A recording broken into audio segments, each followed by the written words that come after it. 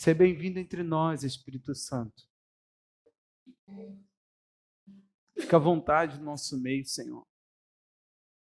Ministra os nossos corações. Fala conforme, Senhor, os planos do Senhor que são profundos. Fala conforme, Deus, a grandeza do teu conhecimento. Em nome de Jesus, Pai. Amém. Amém. Você pode abrir sua Bíblia. Hebreus, capítulo 10, verso 19.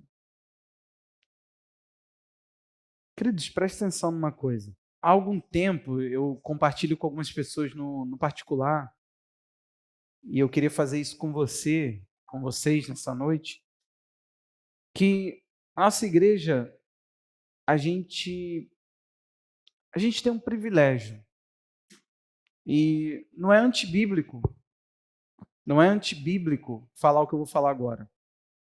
Paulo, ele disse que ele reconhecia que sobre a igreja de Corinto, que eles tinham sido enriquecidos em toda a palavra. Paulo fala para eles que a palavra de Deus no meio deles era algo extremamente rico. Então, assim, vou falar com muita humildade. Deus, eu não preciso me passar uma roupagem de humildade, qualquer coisa assim. Nós fomos enriquecidos na palavra. Deus nos deu essa graça. Isso tem a ver com acessar, não tem a ver com merecer. Você entende isso? É diferente. A graça é uma coisa que está disponível para todo mundo. Acessa quem quer. Será que Deus ele quer que uma igreja seja enriquecida na palavra?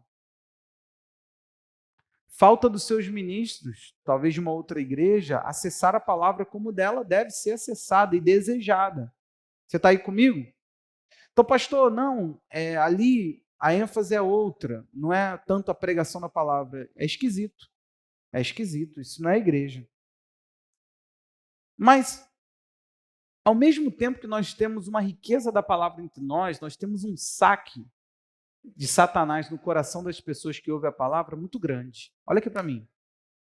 Há um saque, há uma remoção daquilo que foi colocado dentro do teu coração com uma força muito grande.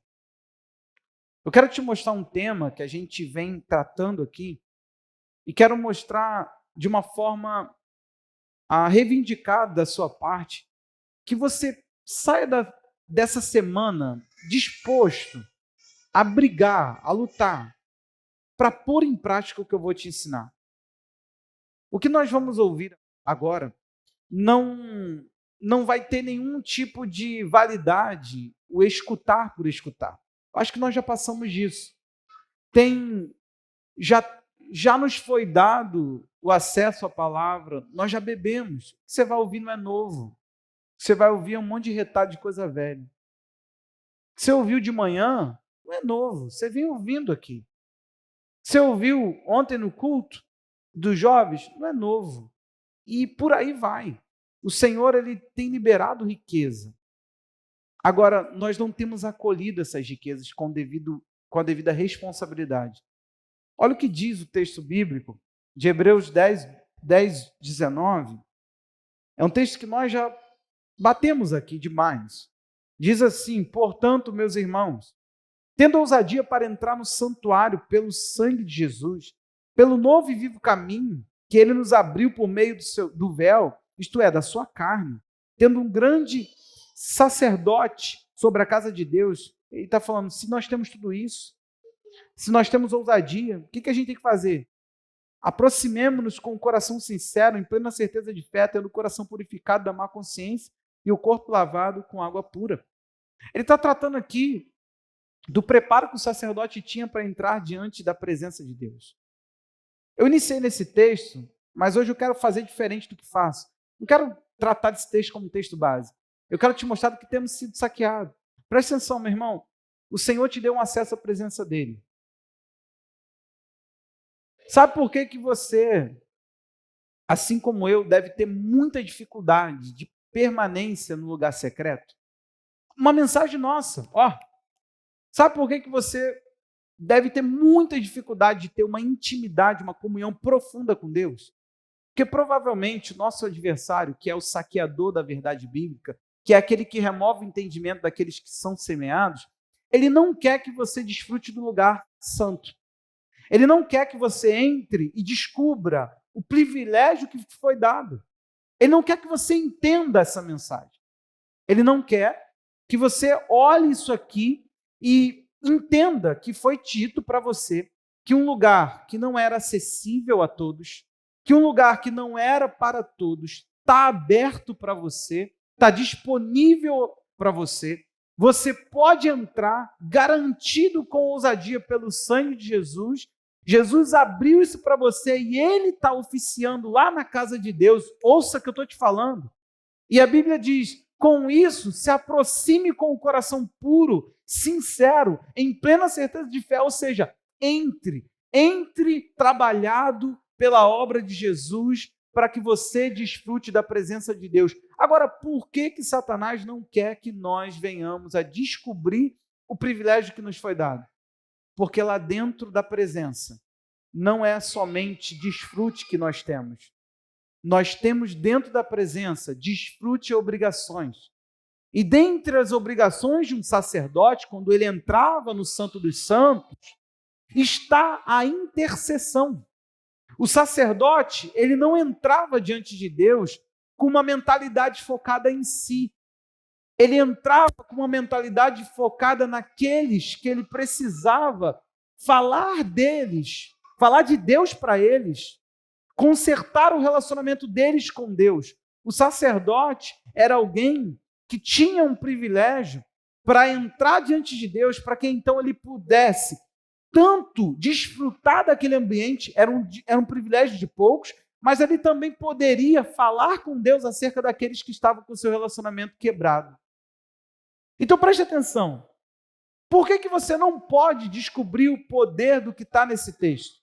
Porque se você descobrir, além da liberdade para a sua vida, a nossa vida vai ser um engajamento sem fim em ganhar pessoas para Cristo Jesus. Se você descobrir isso aqui, você vai entender que a eficácia do sangue te garante de fato um acesso íntimo a Deus e que com isso você vai passar a desejar que outros venham até a presença de Deus. Você está aí? Então o que começa a acontecer? Precisamos ser roubados para que não venhamos a desfrutar, porque o desfrute de uma verdade dessa é a falência das trevas. O desfrute do que você acabou de ler põe as trevas em desfalque. Começa a colocar a igreja numa posição de autoridade que a igreja tem, mas não sabe que tem. Aonde ela está, mas ela não sabe que está. Ou seja, você roubado dessa verdade é uma pessoa ineficaz, ineficiente, fraca. É uma pessoa que ainda vive sob as consequências do pecado, ainda vive não trabalhado pela obra de Cristo e muito menos vai ter força para guiar alguém a essa obra. É alguém que não entra no santo e não vai trazer ninguém para esse lugar santo. É alguém que não tem a íntima comunhão e não vai levar ninguém a uma íntima comunhão. Então, esse texto, ele mostra para nós algo que, ao meu ver, se nós estivéssemos aqui, desfrutando isso aqui, alimentando isso aqui, pensando que isso aqui me diz que eu posso ter uma íntima comunhão com Deus e eu vou ter, a gente estaria em outra condição. A nossa espiritualidade estaria em outro nível. A gente não desfrutaria mais de um momento de louvor. E cá para nós, louva a Deus pela nossa igreja, porque isso não acontece em todos os lugares. Mas você não ficaria precisando de alguém para ficar intermediando uma presença que já está sobre a sua vida. Você não precisaria ficar que alguém ficasse para você quase que esmolando, falando, abra a casa de paz. Querido, faça isso. Você não estaria nem aí para nada. Você iria falar, pastor, eu posso abrir uma casa de paz, eu tenho uma mensagem para pregar. Eu tenho um sermão para pregar para as pessoas. Você iria, meu irmão, você iria estar tão impactado que a gente iria precisar menos de se organizar, menos de ficar estimulando você a uma prática que não está no teu coração às vezes. Então preste atenção, eu quero entrar no assunto intercessão. Nosso assunto é esse. E eu quero falar sobre intercessor. Eu quero falar de você. Eu quero falar da sua função.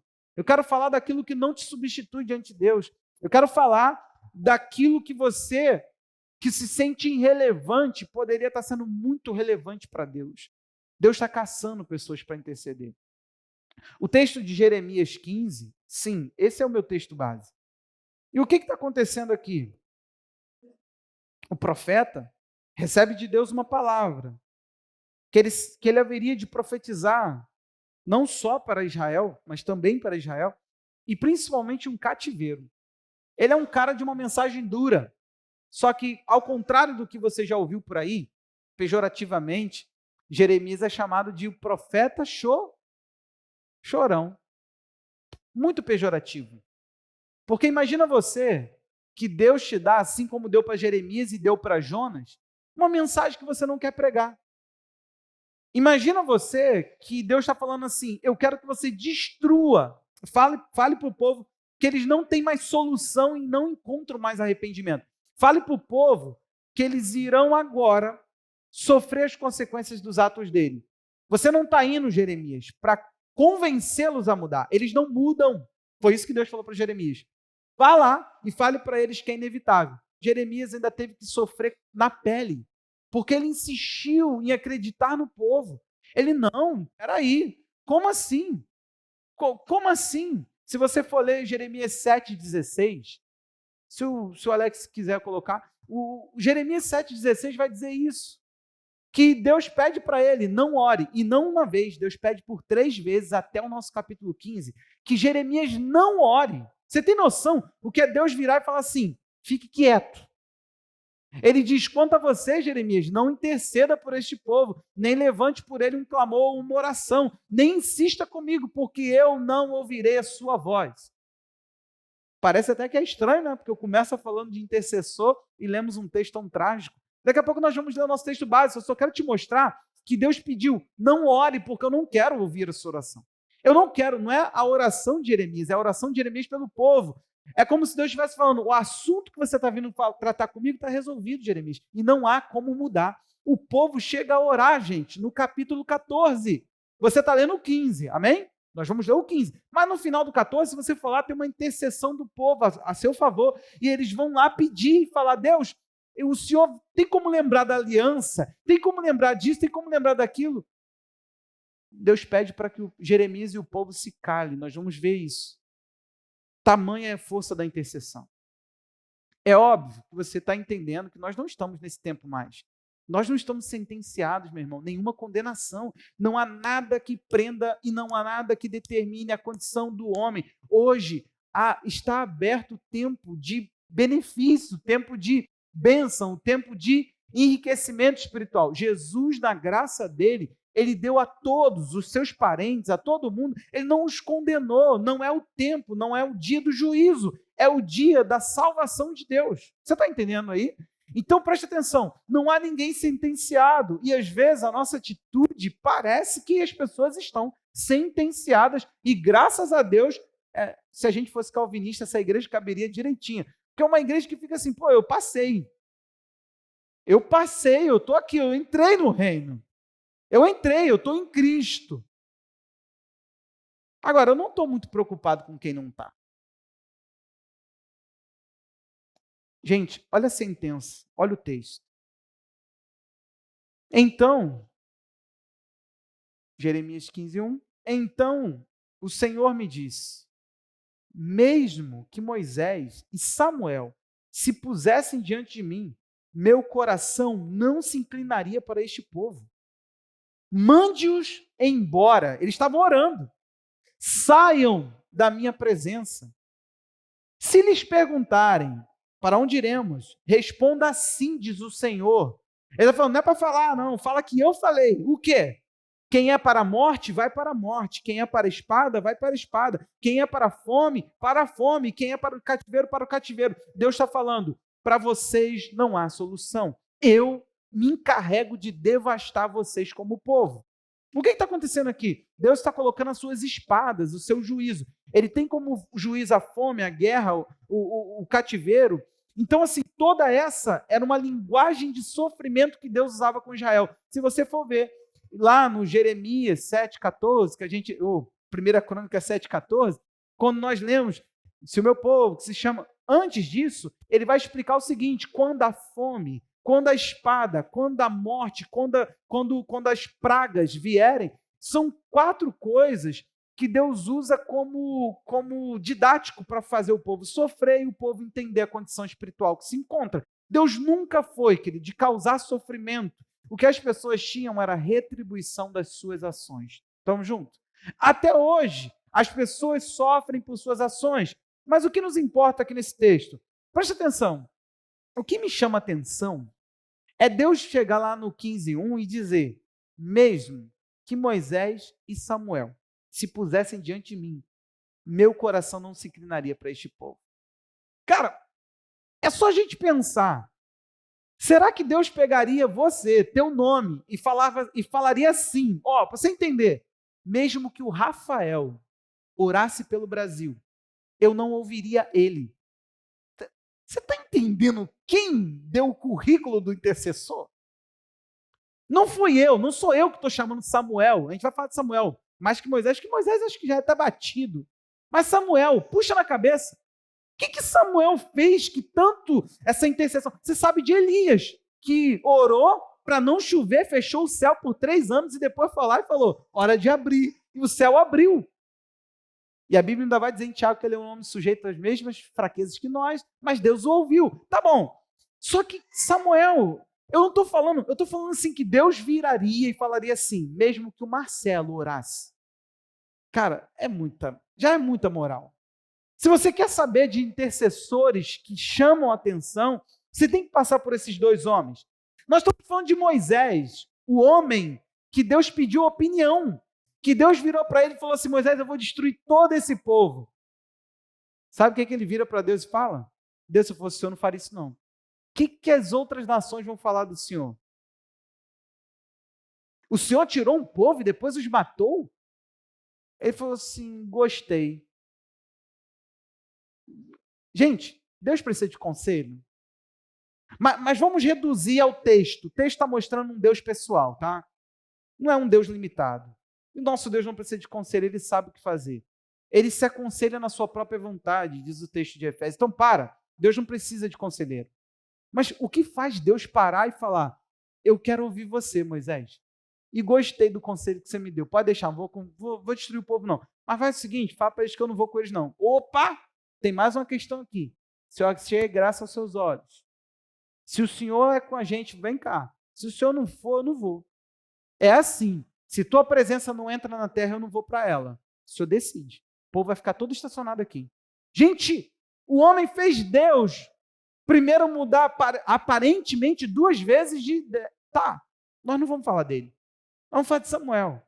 Só que eu quero que você pense. O que haveria Deus de falar? Existe uma voz, que se essa voz falasse comigo, que se essa pessoa falasse comigo, olha, nós precisamos desejar esse estilo de vida diante de Deus. Sabe por quê? Agora volta. Por que eu falei de saque? Meu irmão, essa igreja está sendo chamada, você ainda não entendeu a ênfase no sacerdócio? Você não está entendendo que o Espírito Santo está pegando uma mensagem e está reverberando, ela está indo e vindo, ela está indo e vindo, ó. Você não está percebendo isso? Você não está percebendo que tem uma cobrança excessiva na intercessão? Você não está percebendo a qualidade do momento de intercessão da quinta-feira sem forçar a barra?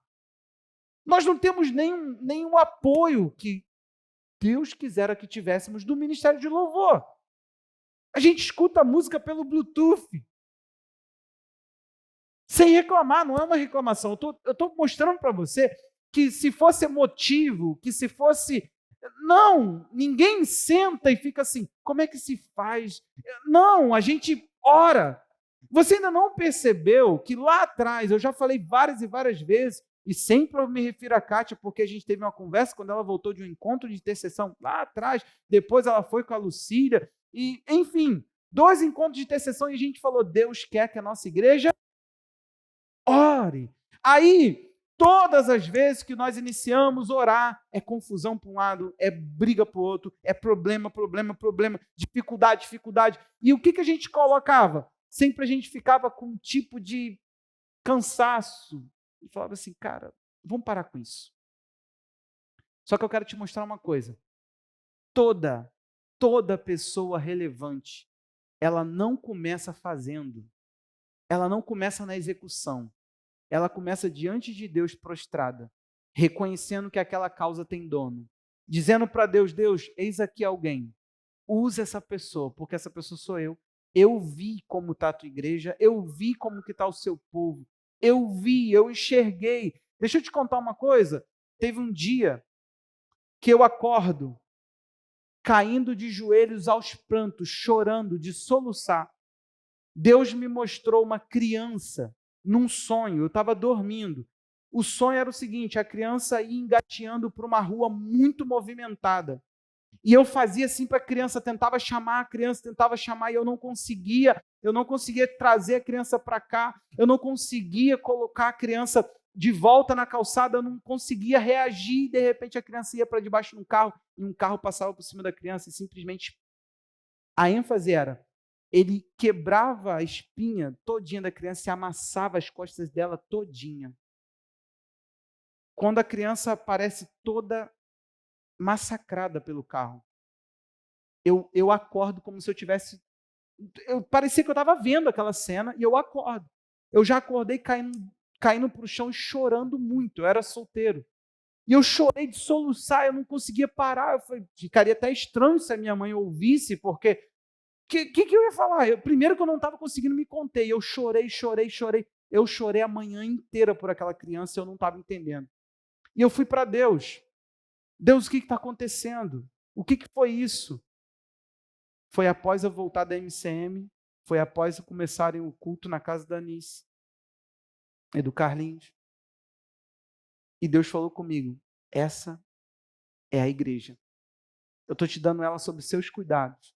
E eu estou colocando no seu coração um clamor por ela, uma intercessão. Sabe por quê? Para tudo.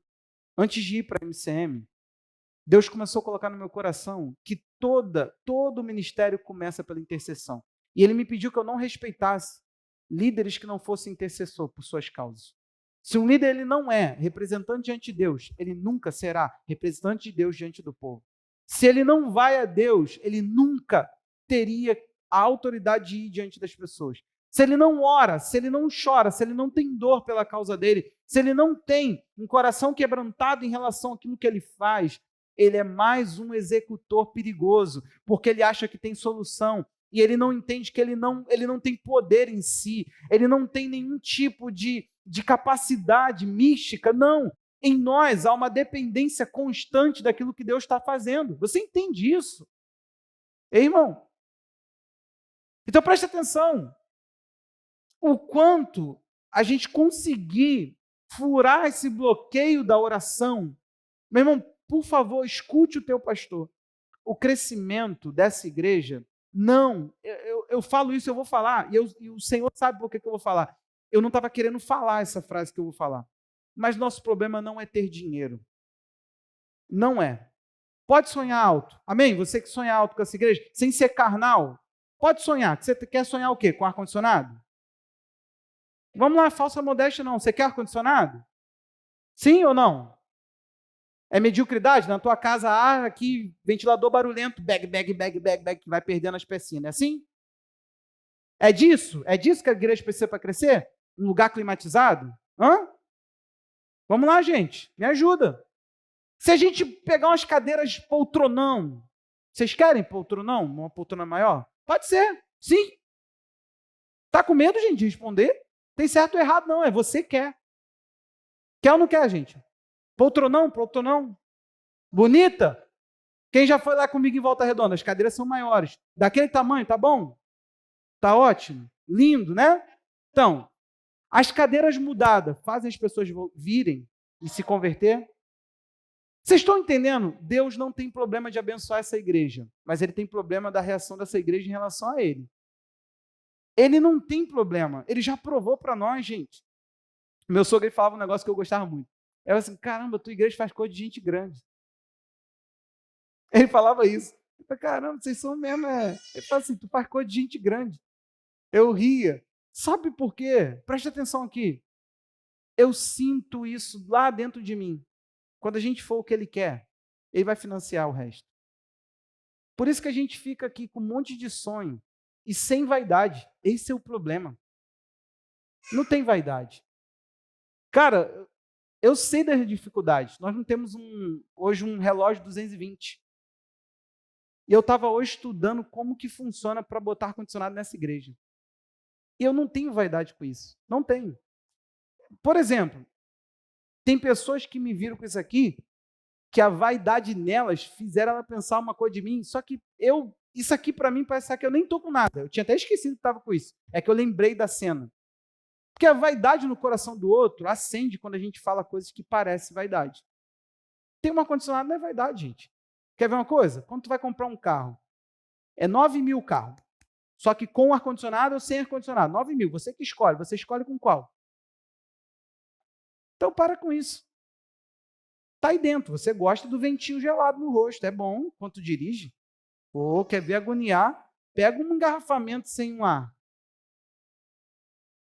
Com aquele banco de couro lascando o traseiro. Então, pelo amor que você tem ao Pai, preste atenção aqui. Nossa igreja, ela não tem problema de financiamento. Não tem. Por isso que quando eu falo de projeto, quando eu falo hoje, não tem dinheiro, é porque eu penso no que Deus estaria investindo se Ele investisse. Cara, eu estou te falando loucura. Uma pessoa chegou e riu, zombou de mim, falando que a gente não tinha dinheiro para cercar esse terreno de muro. Eu falei, não tem, mas Deus vai mandar. Você sabe o que é pessoas abrir a porta lá do arquivo da Compacto e botar, na época lá tinha um Itaú. Veio 2 envelopes do Itaú. Gente, sem piada. Cara, está aqui uma oferta para a igreja. Mas por quê? Por quê? Ah, porque... Aí foi lá a explicação. Já contei essa história várias vezes. Então presta atenção aqui. Mas Deus está muito, muito triste com a gente. Eu sinto essa tristeza. Eu não sinto essa alegria fluindo de Deus olhando para nós. A gente não entendeu a missão dele. Estamos começando. Eu tô começando a enxergar a esperança. Sério. Mas eu não posso dizer que é uma coisa que a igreja entendeu. Não, nós não entendemos. Nós não entendemos que ele não vai financiar os nossos projetos, aquilo que faria bem ao nosso ego, aquilo que faria bem para nós, como se fosse conforto a necessidade que nós temos. Nós temos necessidade de despertamento, meu irmão. Nós temos necessidade de trabalho. Nós temos necessidade de intercessão. Ei? Não te convenci? 1 Samuel, capítulo 12. O que está acontecendo ali? Samuel, vamos lá para o nosso intercessor? Vamos falar de Samuel no livro de Samuel. 1 Samuel 12, 19. Olhe para mim para você entender o contexto. O povo, Deus já havia previsto leis para ter rei, gente, tá? Deixa eu te explicar uma coisa aqui. Saul era a vontade do povo. Sim e não. Primeiro, Deus que escolheu Saul, foi Deus, não foi o povo que falou, Saul. Eles falaram, nós queremos um rei, como as demais nações. O que Deus ele vem narrando aqui nesse discurso? Ele fala, eu enviei Moisés, eu enviei fulano. Quando aconteceu tal briga, eu enviei Beltrano. Deus estava falando, nunca faltou provisão de liderança, de direções sobre a vida de vocês. Eu sempre pus a minha maneira de direcionar vocês. Agora o povo virou e falou assim, não, nós queremos, como as demais nações, um rei. Nós queremos alguém que esteja conosco quando a gente for sair e entrar de guerra. A gente quer alguém como as demais nações. Deus fala, então fala para eles o que eles vão ter. E chega no final, porque Samuel vai muito chateado para Deus, gente. Esse diálogo começa lá no capítulo 8. Aí Samuel chega diante de Deus e fala assim, Deus, o povo quer um rei. Ele fala assim, Samuel, concede a eles o que eles querem. Explica a eles o que eles vão ter que pagar para o rei. Qual vai ser a vida do rei. Mas, fique tranquilo, porque ele não está rejeitando você. Eles estão rejeitando a mim. O negócio ficou sinistro, hein? O que vai acontecer? Samuel vai chamar o povo e vai fazer algo que só Elias tinha feito. Ele vai falar para que vocês saibam o mal que vocês praticaram. Deus sempre colocou liderança para ajudar vocês nas lutas. Vocês querem um rei? Para que vocês saibam, nós estamos na época de trigo. Show de bola. Vai vir trovão, relâmpago, chuva. Eu vou pedir chuva do céu e Deus vai mandar como um sinal da ira, da indignação que o Senhor está contra vocês. Meu irmão, ele ora. E vem instantaneamente o céu, bum e bum. Como diz Felipe, caiu chuvão. Chuvão vem. Aí você sabe o que vai acontecer? O povo que estava todo... Não, o povo falou, tudo bem. Quando eles ouviram toda a listagem para ter um rei, eles falaram, a gente quer mesmo assim. Nós estamos dispostos a pagar o preço. O povo que estava todo assim. Verso 19, eles dizem, todo o povo disse a Samuel, ore por estes servos ao Senhor seu Deus, para que não venhamos a morrer, porque a todos os nossos pecados acrescentamos o mal de pedir para nós um rei. Já estava posto, tá, gente? Saul é ungido lá no 10. Então já está posto. O rei já está vencendo até a luta. Vamos seguir lendo. Então Samuel disse ao povo, não tenham medo, vocês de fato cometeram todo este mal. No entanto, não se desviem de seguir o Senhor, mas sirvam o Senhor de todo o coração. Não se desviem, pois vocês estariam seguindo coisas vãs que nada aproveitem e que não os pode livrar, que são vaidade. Pois o Senhor, por causa do seu grande nome, não abandonará o seu povo, porque o Senhor decidiu fazer de vocês o seu povo. Quanto a mim, olha agora o cara que Deus citou. Longe de mim que eu peque contra o Senhor. Como? Deixando de orar por vocês. Pelo contrário, eu lhes ensinarei o caminho bom e direito. Tão somente temam o Senhor e sirvam a Ele fielmente de todo o coração. Vejam que coisas grandiosas Ele fez por vocês. Se, porém, continuarem a fazer o mal, perecerão tanto vocês como o seu rei. Que de fato aconteceu. E aí? Você vê como um pecado ao Senhor deixar de orar por aqueles que são sua responsabilidade? Como assim são minha responsabilidade? Presta atenção aqui uma coisa, irmão. Pastor, eu quero que o evangelho prospere, cresça, avance, chegue nas pessoas. Eu quero que o meu filho seja um cristão. Traduz isso em ações. Vamos lá, vamos botar na prática. Quanto tempo você ora pelo seu filho? Diariamente, uma vez na semana? Nunca? No culto de quinta? Já é alguma coisa. Os pecados do seu filho doem você? Além de orar, você ensina o bom caminho e direito? Porque esse homem é um juiz, é um profeta. Ele não é qualquer um não, irmão. Presta atenção aqui. Esse homem ocupava um cargo de rei, por isso que ele se sente deixado de lado. Ele fazia um negócio ali que poucos faziam. Esse homem foi sacerdote, esse homem foi profeta, esse homem foi juiz. Esse homem reuniu 3 cargos, pouquíssimas pessoas fizeram isso. Moisés e depois o Senhor Jesus, que é rei e sacerdote. E claro, profeta de Deus. Pouquíssimos homens. Nós estamos falando de alguém que via como pecado deixar de orar.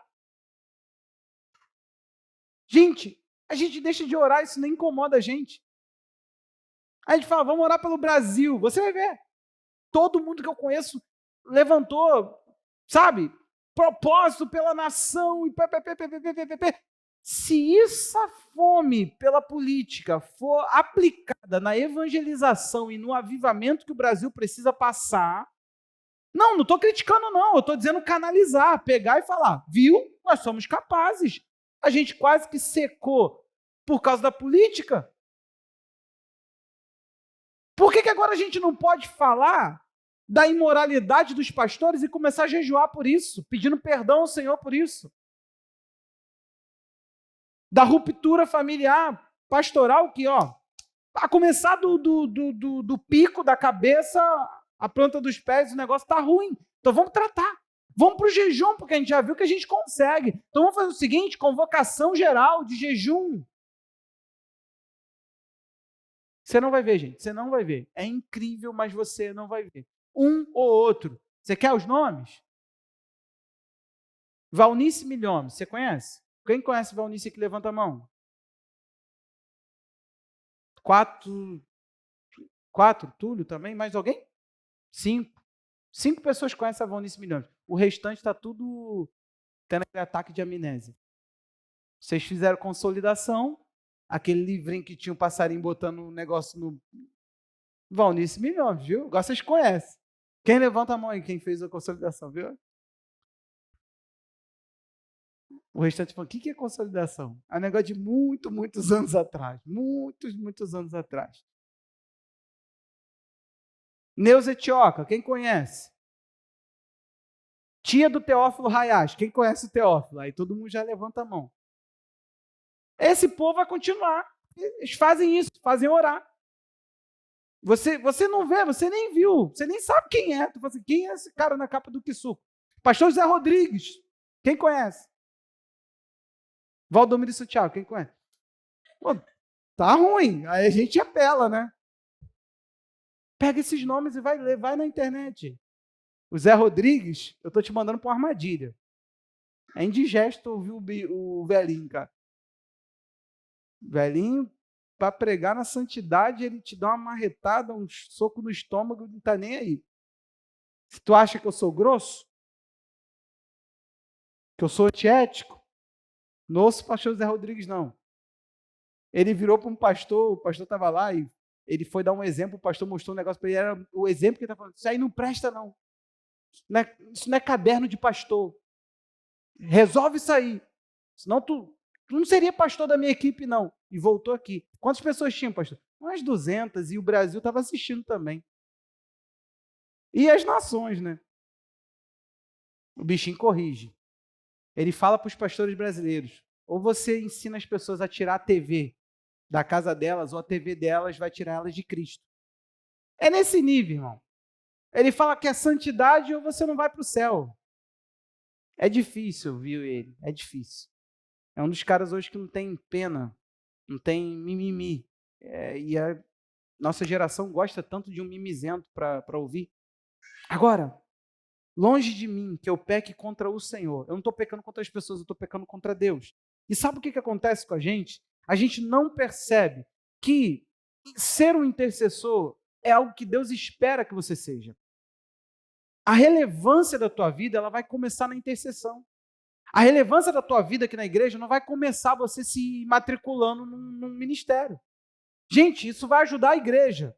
E provavelmente isso não vai produzir nada em Cristo. A gente tem que começar a entender que nós não somos uma instituição, que a gente coloca um gerente, um fiscal, e vamos colocando os auxiliares e os chefes. Não, nós não estamos aqui para estabelecer não, é uma família, e é algo vivo. Você precisa entender que seu ministério começa na intercessão. Esteja atento, você que é líder de ministério, sabe por quê? A pessoa não tem uma vida de oração, mas ela quer fazer. Quando a gente colocou a casa de paz aqui, nós colocamos debaixo de jejum. Você acha agora que você vai abrir casa de paz como? Com qual poder, irmão? Com o poder da santa psicologia de Jesus? O que você vai fazer lá? Vai abrir um livro esqueci agora do nome de um famosão aí da psicologia. Eu queria usar um cara que todo mundo ia entender. Aí você vai abrir um livro dele e vai falar? Qual é o poder que você vai usar lá? O poder do convencimento? Falando igual um irmão que sentava para mim e falou assim, pastor, eu acho que eu sou pastor, eu acho que eu não sou evangelista. Eu falei, mas por quê? Ele falou assim, cara, na minha empresa eu não consigo vender. Aí eu peguei e falei assim, para tudo. Espera aí. Ele dizia que o fato dele não lidar com vendas, ele não podia ser evangelista. Ou seja, você entendeu, não? Convence. Ó, meu irmão, isso aí, cara, tu não quer comprar essa capa feia, antiquada, mas presta atenção, vai que um dia...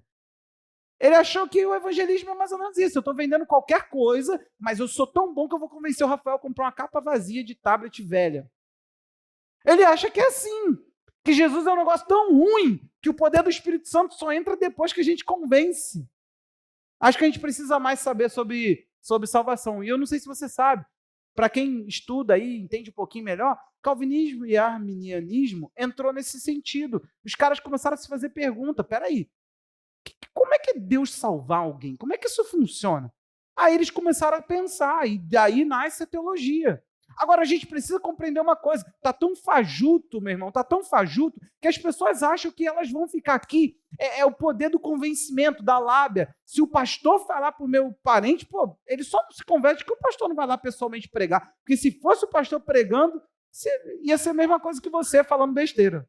Se a gente não entender que Satanás tem direitos legais, que o pecado não está na vida dessa pessoa por acidente, está por prática, devoção. A pessoa ama o pecado. Então vamos lá, meu irmão, o nosso papel na vida dessa pessoa é interromper a rebelião que ela está com Deus. Fala, Deus, peraí. Vamos falar aqui um pouquinho. Esse aqui é o fulano. Fala o nome que nós não temos aí. Jonathan. Tiago. Barquinho.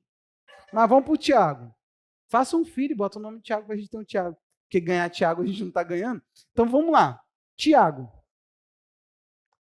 Tem alguém que entrar aqui e falar assim, Deus, o Tiago, não olha para o que o Tiago é, não.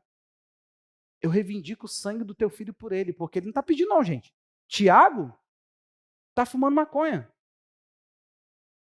Está lacrando na internet, provavelmente.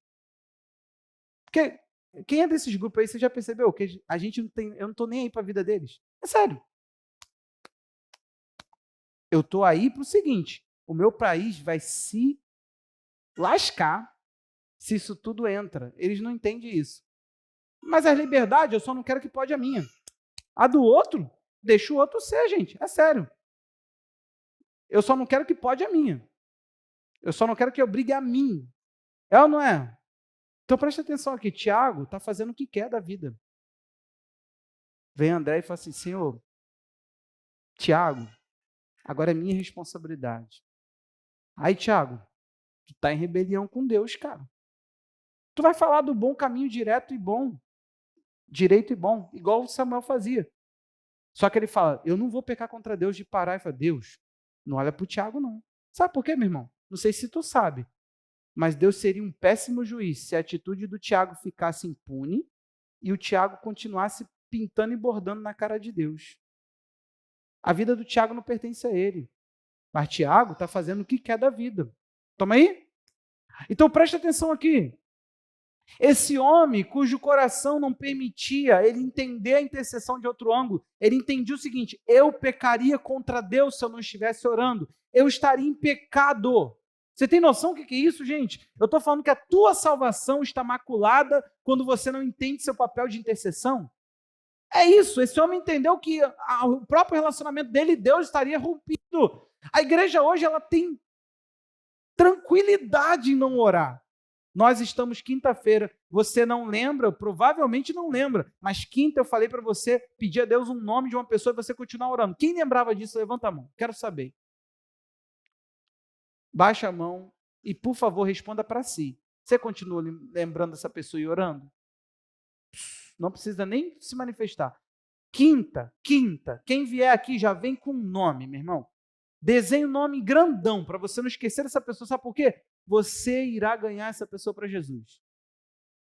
Essa pessoa vai ser perturbada, ela não vai mais pecar em paz. Entendeu? Porque ela está ali, ó. Deus está lá falando, não dá para convencê-la. Isso. É isso. Lembra do intercessor Cristo? Quando ele entrou entre Pedro e Deus, falou, Pedro, Satanás foi lá, pediu para te peneirar. Só que eu já roguei para que você não se perca. Sabe por quê? Satanás ganhou. Pedro tinha motivos para levar uma cirandada de Satanás. Ele falou assim, vão te jogar na peneira, irmão. Só que eu já orei para você não se perder. Então Jesus não pôde paralisar a ação das trevas. Ele falou assim, mas deu limite. A minha intercessão limitou Satanás. Agora uma pergunta que não quer calar. Se não precisa da intercessão, para que Jesus orou? E se Jesus não tivesse orado, o que tinha acontecido com Pedro? Provavelmente você não estaria lendo a primeira carta e a segunda carta de Pedro, e nem muito menos Pedro seria o primeiro a levantar pelo Espírito Santo e a pregar. Provavelmente Pedro não seria aquele líder da igreja. Você está deixando de orar por quem mesmo, né? Você sabe quem é esse? Você sabe quem é essa? Um dia alguém orou por mim, gente. Sim ou não? Neemias. Um grande líder, sim ou não? Responde, gente, tem dúvida? Neemias capítulo 1, verso 1. Neemias, ele é alguém muito interessante, porque a vida dele, o contexto dele, é muito interessante. Olhem comigo aí, o capítulo 1, verso 1 diz assim: palavras de Neemias, filhos de Acalias, no mês de Quisleu, no 20º ano, quando eu estava na cidade de Suzã, veio Anani, um dos meus irmãos, com alguns homens de Judá. Então lhes perguntei a respeito dos judeus que escaparam e que sobreviveram ao exílio e a respeito de Jerusalém.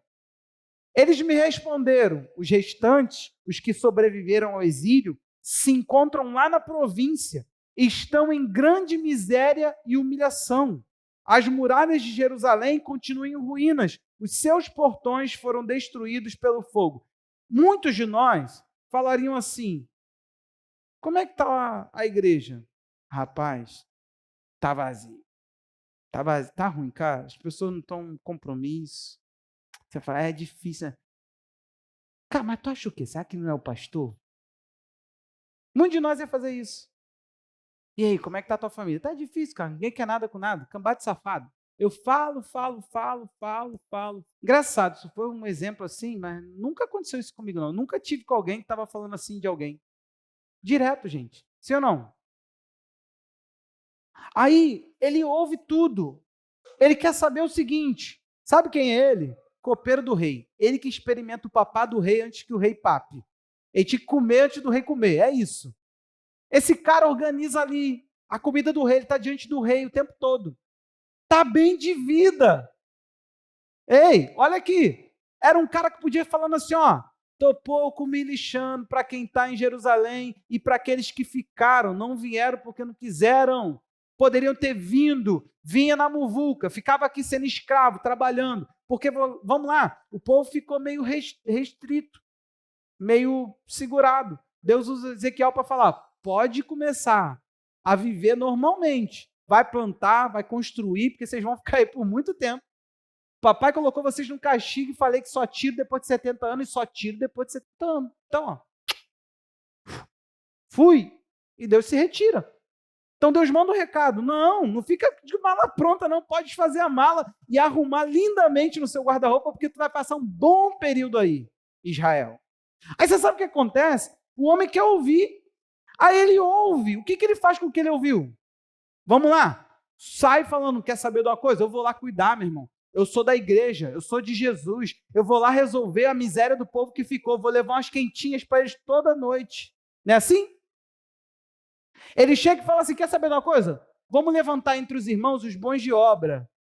Nós vamos lá reconstruir, botar o portão. Pelo menos o portão no lugar, uai. Não. Lê o texto aí no verso 4. O que diz?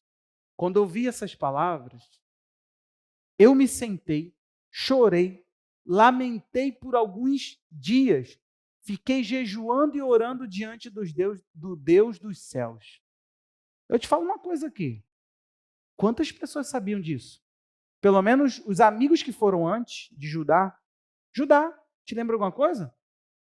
Cara, o povo que era o cetro estava sob o ombro deles. Essa é a bênção. Não tinha um líder para falar, gente, vamos melhorar a coisa aqui. Vamos melhorar a coisa aqui, vamos começar a fazer alguma coisa. Que isso? A gente vai ficar nessa miséria? Tá todo mundo lá, gente, lamentando. É preciso haver alguém, presta atenção aqui, que começa a orar, que começa a clamar, que tem coragem de ir para Deus, se humilhar e falar, Deus, aquela bagunça lá agora tem dono. Você está aí, irmão? Aquele drogado que tu conhece, que tu fica falando um monte de mal dele, se tu comprar ele diante de Deus, fala assim, Deus, tem dono. Tu vai ver que a vida dele vai começar a se atrapalhar um pouquinho mais. Essas pessoas, meu irmão, que estão desordenadas, que está por aí, que você quer ir, levá-la a Jesus. Ah, pastor, não sei o que falar. Então fecha a boca e abre a boca diante de Deus. Já vai estar muito. Você vai estar...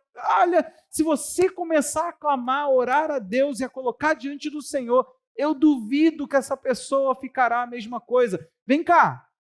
Você lembra do milagre que esse homem vai experimentar? Você não sabe o milagre, não? Nós não estamos falando de um muro aqui, não, gente. Nem para pintar a gente está sendo rápido. Eu estou falando de muralha que cabia uma casa em cima. Eu não estou falando de portão de ferro, chamou um cara para soldar. Eu estou falando que todo mundo pegou no muque.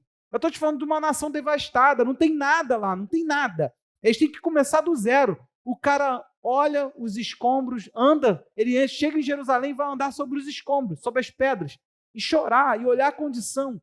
Eu acho isso lindo. Agora ele chama e fala assim, gente, vamos lá, vamos construir. 52 dias. Dá conta aí, gente, 1 mês e... Me ajuda aí, que a cabeça está doendo, estou num estado de corpo aqui moído. Fala. Quanto? Cara, 1 mês e 22 dias você enche essa igreja? Você ganha pessoas para Jesus? Tem gente que não consegue crer. Cara, o cara conseguiu pegar um monte de gente. Família. Sabe como é que as famílias fizeram essa obra, gente? Por último, tinha uns enviado do cão que começaram a falar, constrói, nós vamos destruir. Vocês vão vir fazendo, a gente vai vir desfazendo. Neemias falou assim, não dá tempo de alguém ficar de guarda. Então vamos lá, espada numa mão, colher na outra. Vamos embora. Tinha que ficar gente sentando massa. Agora eu sento uma massa como ninguém, cara. Aí. E a espada aqui na outra, meu irmão. Porque se vier o inimigo, não dá tempo de parar. Eles começaram a falar, não, a gente não pode descer, não, a gente está ocupado. Você está entendendo o foco, hein? Olha aqui para mim. Você tá entendendo o foco? Olha aqui para mim, por favor. A gente não pode descer, a gente está ocupado. Daqui a pouco falou, não, a gente vai matar vocês, está tudo bem, pode vir. Daqui a pouco não sei o quê. Quando foi ver, meu irmão, estava toda a muralha. E eles começaram a buzinar, falar, isso aí uma raposa quebra. Uma raposa abre um furo aí e entra. Eles estão afrontando, está todo mundo. Só que o homem, ele não ganhou aquela batalha, gente, na execução. Ele ganhou aquela batalha quando? Fala para mim. No choro, no lamento, de estar diante de Deus, de passar dias chorando, clamando, orando. Ali foi a vitória. Ali que ele construiu o muro. O problema nosso é que a gente olha o muro, olha os escombros. Como é que fala? Tá ruim, hein? Não pensei que era isso tudo, não. Como é que a gente vai mover uma pedra? Você tem noção? O que você faria? Vamos lá, para a sua inteligência de hoje, com tanta tecnologia, você até pensa, caminhão muque, embala a pedra, levantou, move para onde quer. Agora, e lá? Como que você faria, Rafael, para mover uma pedra daquele... Você tem que construir, mas está cheio de escombro. 52 dias que você tem. Alguém me diz, gente. Comprou o quê? Mauá? Foi Mauá? Foi Mauá que... Até hoje, no Muro das Lamentações, tem pedras do templo, uma construçãozinha menor. Bate lá, bota umas fotos. Escombros do templo. Bota lá pedras do templo no Muro das Lamentações. Você vai ver lá, pedras desse tamanho. Eu fico imaginando o muro. Tem ainda parte do muro, claro. Tem um muro lá na Cidade Velha. Cara, você está entendendo? 52 dias. Então preste atenção, nenhum líder começou... Vamos fazer. Não. Ele começou onde? Daniel. Será que ele fez? Daniel 9. O que será que ele fez? Será que ele também foi o líder da execução, do vou, faço? É eu que... Cara, Daniel ainda foi uma coisa diferente. Sabe por quê? Daniel 9:1. O que vai acontecer aqui agora? O povo já está no exílio, está preso. Está lá no cativeiro da Babilônia. Daniel vai se tornar um daqueles que se destaca. Lembra da história? Vai liderar na Babilônia. Só que Daniel poderia ter falado assim, eu estou com o meu emprego garantido, irmão. Aqui, acima do rei, só eu. Não, abaixo do rei, eu. Acima de mim, só o rei. Eu estou bem, cara. E o povo? Não é comigo. Estou aqui, estou bem.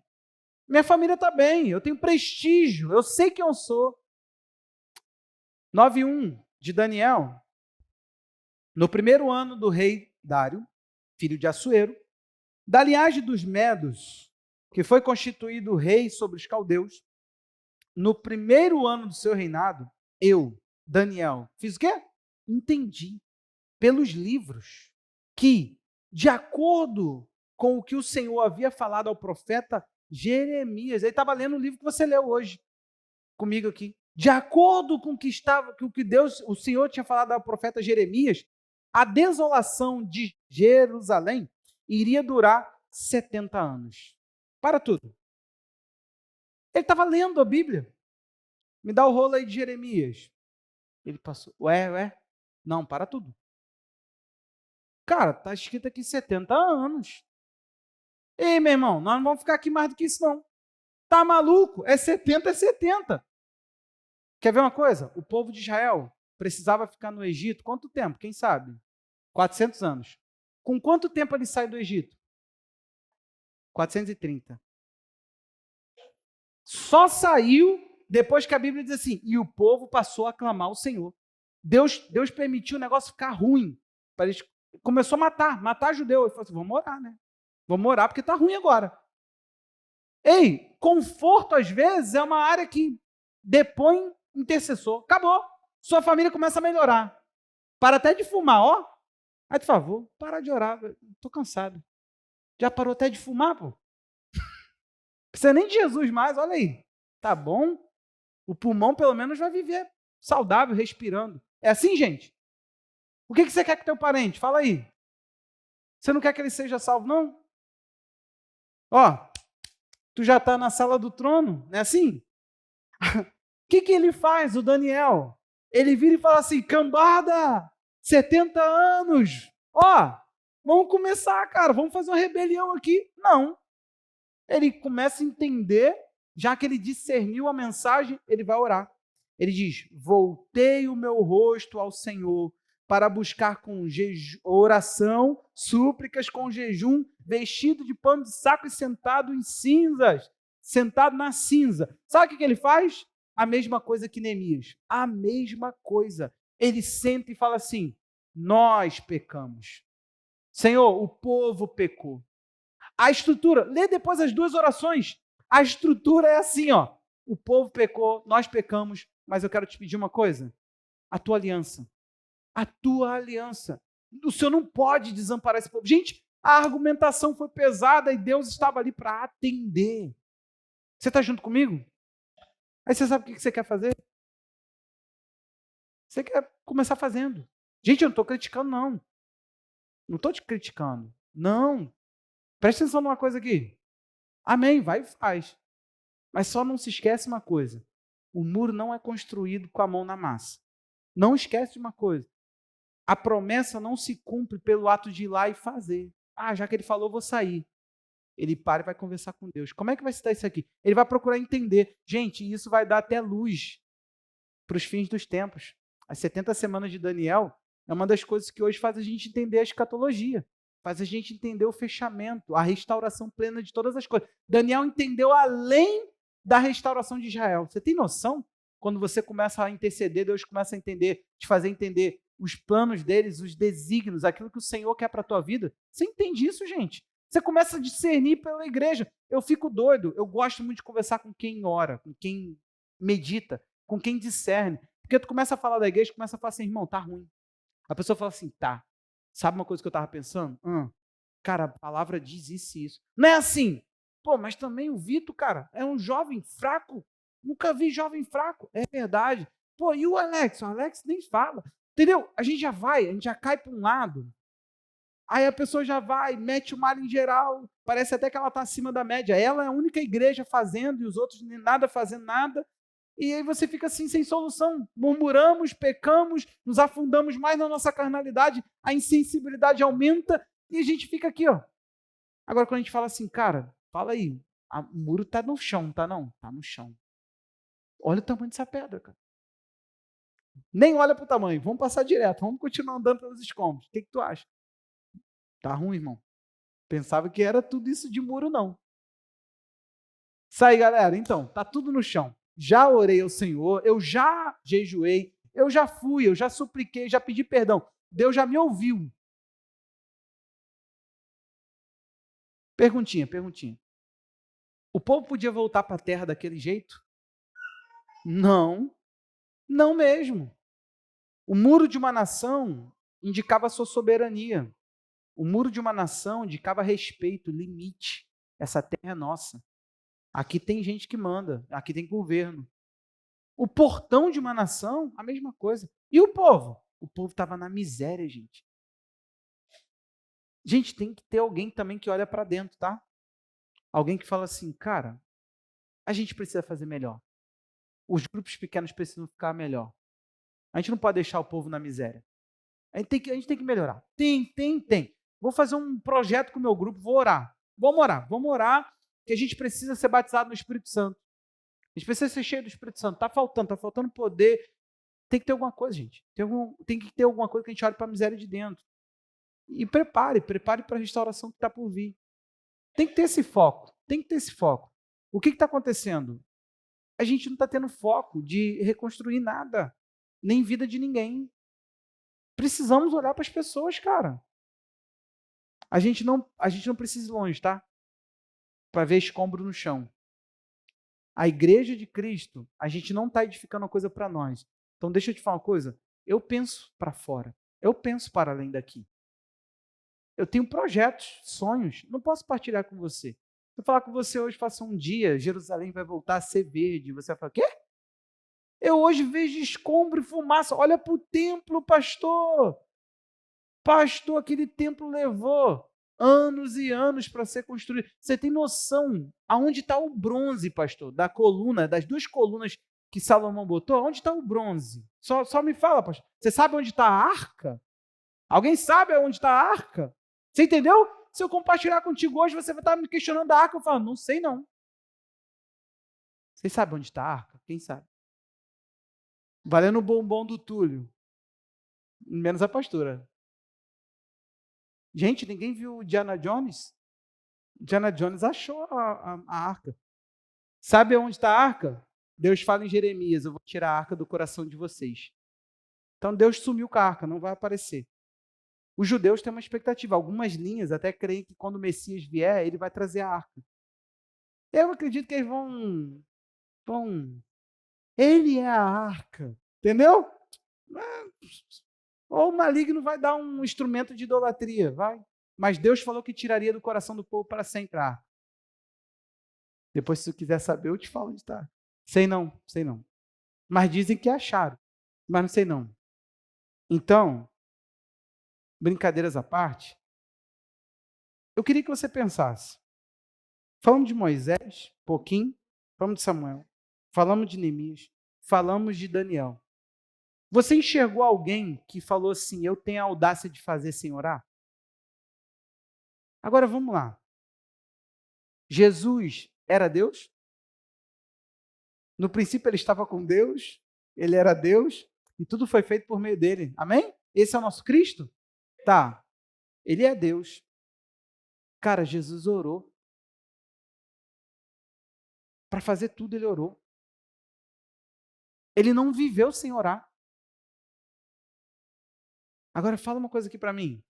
Tu, criatura linda de Jeová, só você que não precisa orar para fazer? Como é que vai ficar essa equação aí? Tu vai virar para Jesus e falar assim, seu trouxa, hein?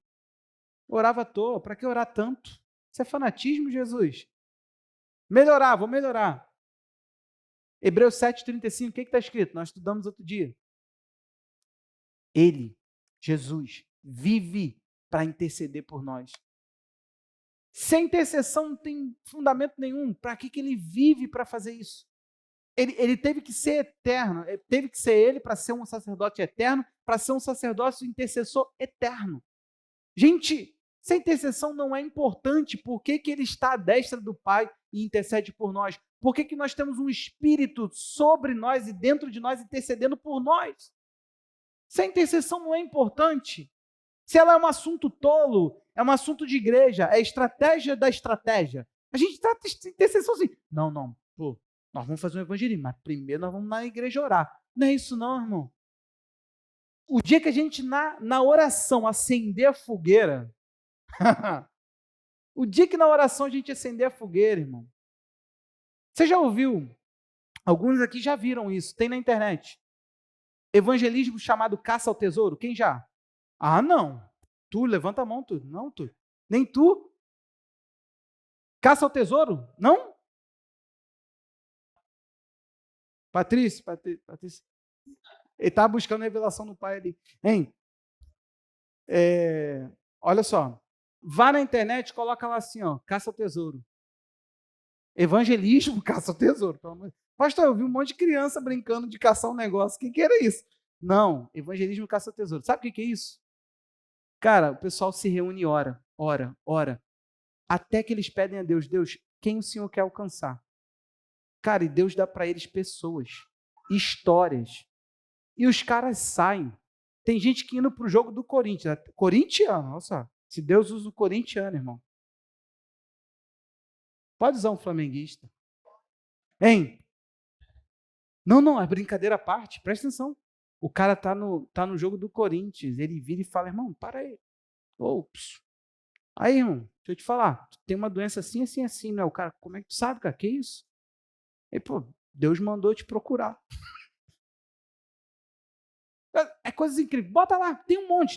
Você vai ver um monte de vídeo. Fica lá, gente, se inspirando. E detalhe, jovens problemáticos da nossa igreja. Deixa eu explicar uma coisa para vocês. Não estão falando dos anciãos, não. É uma cambada de jovem, cheio do Espírito Santo, Deus revelando o que evangelizar. Eles saem para a rua e falam.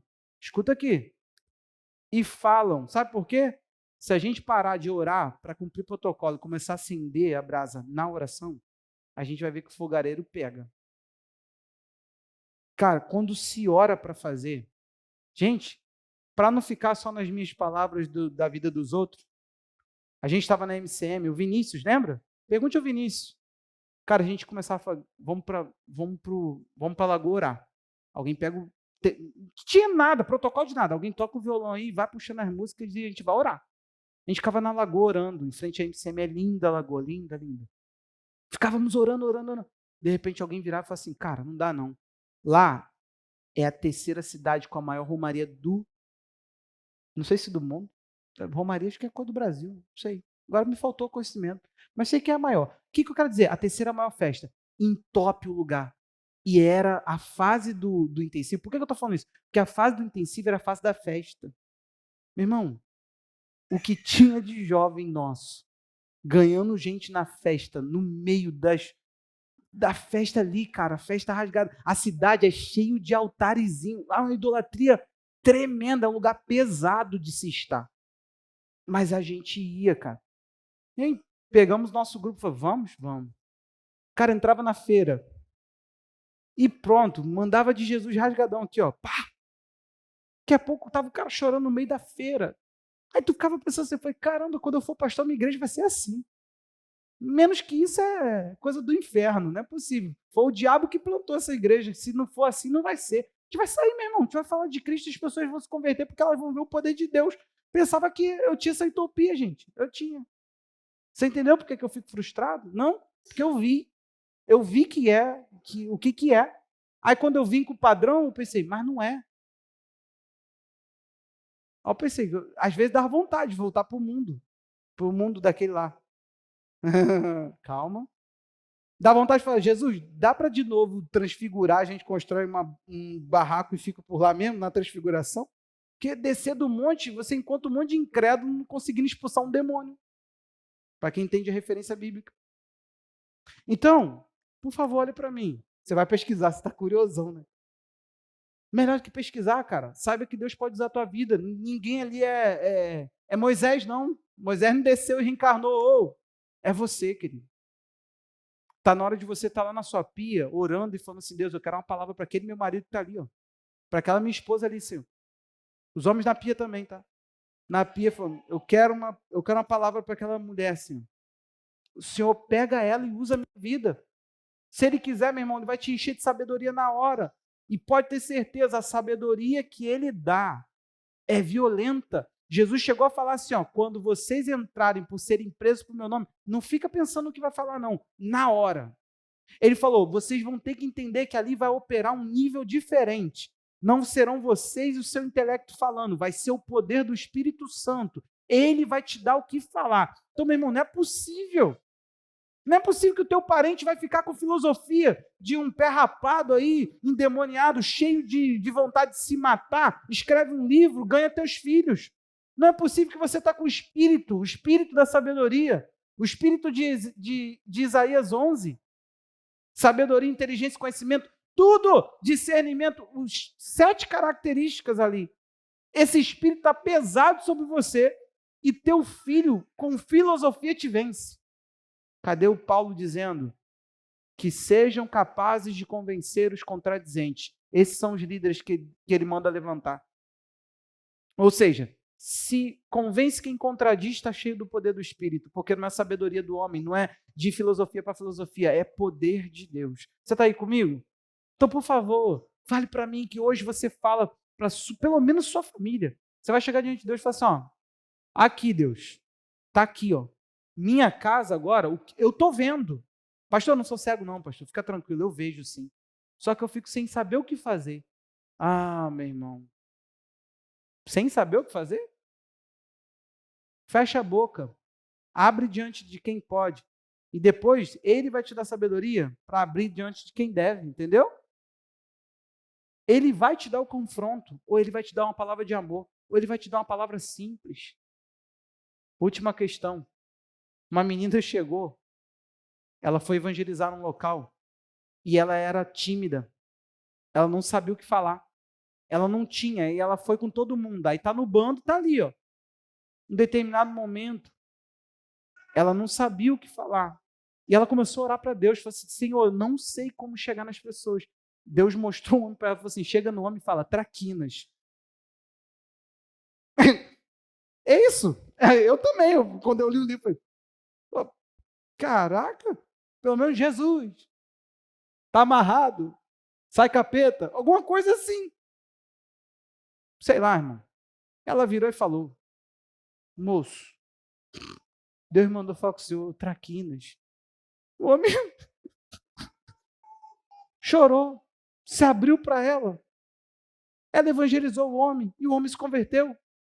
A outra foi orar pelo homem. O homem estava com a mão. Ó. Ela botou a mão assim, vou orar pelo senhor. O homem fez assim, traque! Meu Deus! Ela pegou e desmaiou. Gente, você está entendendo que essas pessoas não são anjos entre nós? A mulher não estava nem esperando, a mão pegou e traque! Ela, Ai, Senhor. Eu também desmaio, mas eu estou aqui para desmaiar à vontade. Senhor. Você está aí, irmão? Você não crê que Deus pode fazer essa loucura? Então, deixa eu te contar uma coisa. Deus está atrás de um monte de gente. Assim como vocês estão cansados de lembrar uma história que eu conto de um rapazinho que estava com 15 anos. A gente ficou ali com ele, fomos orar. Deus falou com a gente para a gente pregar sobre a vida do vapor. Nós só encontramos aquele cara na rua. Algum tempo depois, o que aconteceu? O rapaz tinha comprado uma arma. E ele estava usando maconha. Rapaz não, um adolescente de 15 anos. A gente falou com ele, cara, Deus está falando pra gente falar para você que a vida é como vapor, cara. Cuidado. Ó, fumaça, logo passa. Vum. Aí ele ficou assim, olhando pra gente. Não, amém. Ficou meio sem graça, porque a gente falava assim mesmo. A vida é um vapor, cara. Ó, sei lá, não sei o que está acontecendo contigo aí não, mas daqui a pouco ele foi fumar com um menino, levou a arma, mostrou para o amigo meu, falou, deixa eu ver. Pegou e pum, disparou. Tum, matou. A vida é um vapor, mas não precisava ser, porque Deus estava falando ali com ele. Agora, sabe de uma coisa? Deus está querendo falar com um monte de gente. Só que tem que ter você. Não é eu, querido, é você. Você tem que estar lá. Talvez está na tua faculdade, tem um menino querendo tomar chumbinho. Está pronto para se matar, desesperado. Você chega e fala assim, olha, Deus manda dizer que não é para a morte, hein? Você não vai morrer, não. Você tem vida e tem muita coisa, e a sua vida é preciosa aos olhos dele. Mas vem cá que eu vou cuidar de você. Só que nisso, meu irmão, e cuida. Nisso, sabe o que acontece com você? Você quer ser o todo-poderoso, você não quer ser aquele que é ponte. Você quer ser aquele que, pô, pastor, eu também quero ouvir as vozes. Tu quer ser, como é que é o nome de quem ouve voz? Esquizofrênico? Pelo amor de Deus, irmão. Não vai ouvir voz, não. Você tem que ser cheio do poder de Deus. Você está entendendo? Por favor, eu estou insistindo com isso. A nossa igreja precisa se mover. Quinta-feira, para quem der, você vai chegar aqui com o nome de alguém. Você já vai chegar aqui. Pastor, quantos nomes? Tem agora a estratégia dos 5. Meu irmão, pode ser 20. Se você comprar briga por todo mundo, compre pelos 20. Se for um, se for meio, se tiver sem braço, Tem importância. Você pode orar por qualquer pessoa. Aliás, você deve. Pastor, por hora eu não vou vir aqui por ninguém, eu vou vir pela minha casa. Isso. Entra aqui e fala, Senhor, vim aqui, ó. Sabe aquela casa lá? Dá o nome da família, família Santos, no meu caso. Família Santos. Família Santos tem representação, Senhor. Está aqui, ó. Eu lhe peço perdão pela família Santos. Agora eu te peço uma coisa. Começa a mexer, Pai. Faz a tua vontade. Faz o teu querer. O que o Senhor quer ajustar? Peço perdão, por favor, vem com mudança, converte o coração. Deus, nós não aguentamos ficar mais sem tua presença, que a tua presença entre na sala, quando a gente estiver vendo novela, aquilo que não presta, que a tua presença venha e nos faça te adorar.